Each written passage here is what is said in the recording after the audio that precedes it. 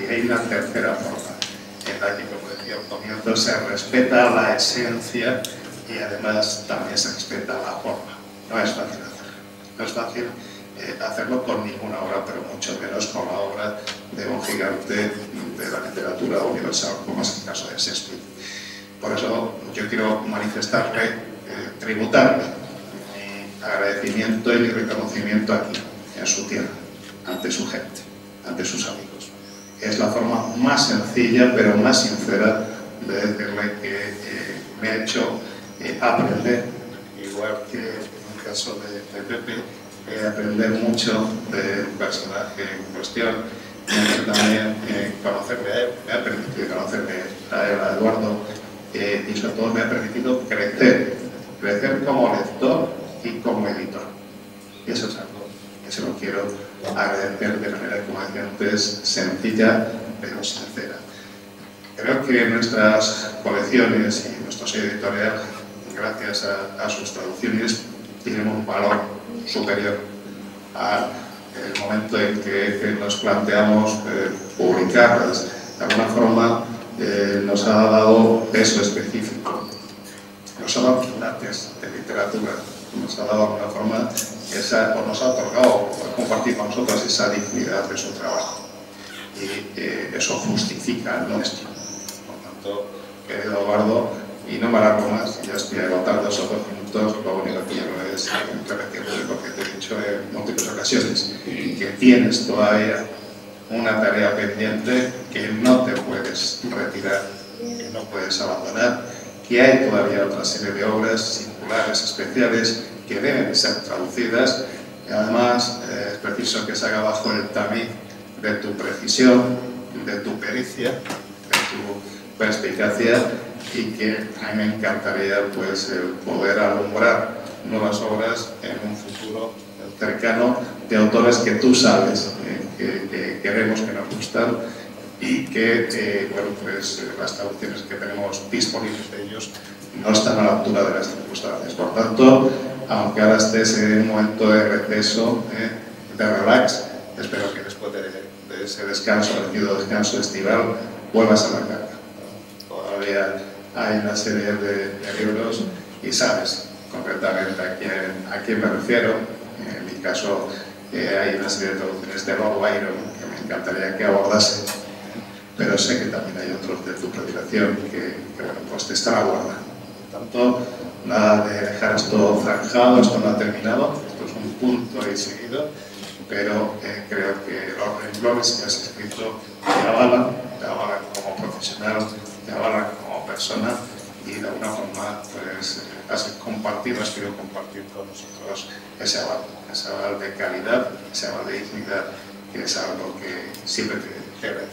Muchas gracias y un fuerte aplauso para él.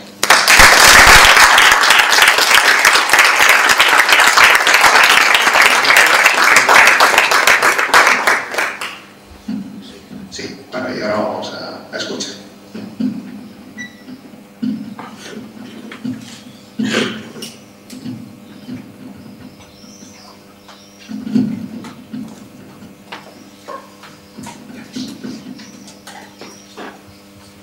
Saludos a todos. ¿Se me oye? Después de todas las espléndidas disertaciones que acabamos de escuchar, no tengo mucho que exponer por mi parte, entre otras cosas porque nadie es profeta en su tierra. Pero sí quiero modestamente dedicar unas palabras con referencia a la verdadera autoría de las obras de Shakespeare, que ciertos dementes vienen poniendo en duda desde finales del siglo XVIII. A este respecto, Stanley Wells, profesor, escritor, editor e investigador literario, presidente de la Fundación del Lugar del Nacimiento de Shakespeare y rector honorario emérito del Royal Shakespeare Theatre, nos explica que la primera sugerencia de que Shakespeare no escribió las obras que se le atribuyen parece que procedió del reverendo James Williams, que las atribuyó a Francis Bacon alrededor de 1785, pero no publicó su conclusión final. La siguiente aparición de esta demencial idea se encuentra en un libro titulado The Romance of Johnny, publicado en 1848 por un excéntrico abogado de Nueva York, el engreído Joseph C. Hart.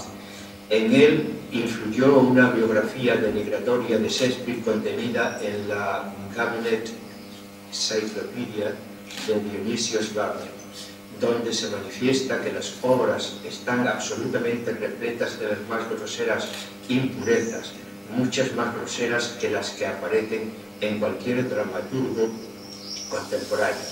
Hart se dejó llevar por la fantástica idea de que Shakespeare compró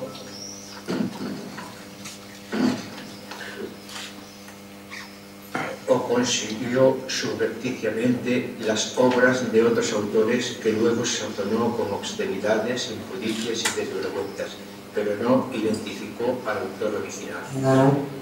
El primer intento de demostrar la autoría de Bacon apareció en el artículo de Amelia Bacon, también de nacionalidad americana, publicada en 1856. Más tarde, ese mismo año, pasó una noche en la iglesia de la Santa Trinidad de Stratford con intención de abrir la tumba de Shakespeare, pero desistió de su propósito.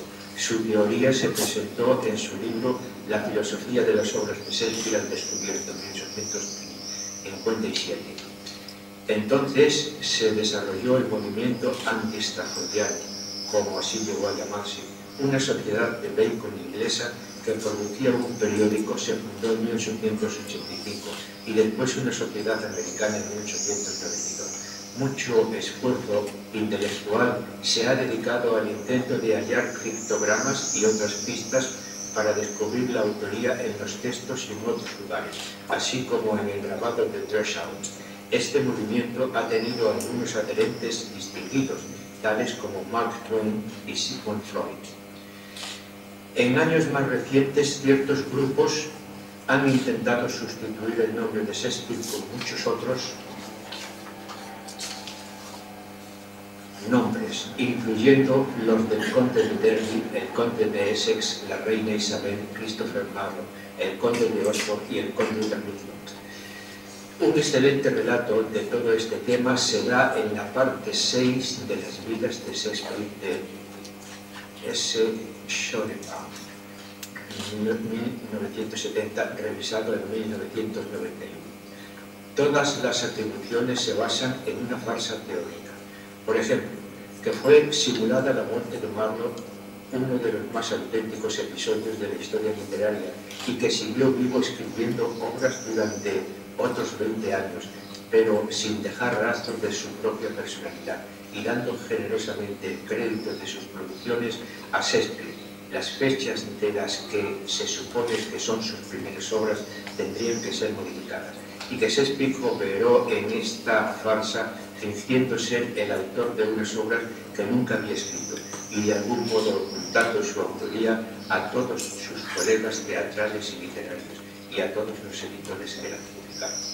Es profusa la evidencia de que las obras fueron escritas por alguien llamado William Shakespeare, ocasionalmente en colaboración con John Fletcher, tal cual aparece en los títulos de sus portadas y en los elogios y alusiones impresas en manuscritos no destinados a la publicación y en otros muchos lugares. La evidencia de que el Shakespeare que escribió las obras fue el Shakespeare de Stratford upon Avon incluye las referencias en su testamento a Hemmings y Condell, que se implicaron profundamente en la publicación de la primera edición en tamaño folio de 1623, 7 años después de la muerte de Shakespeare.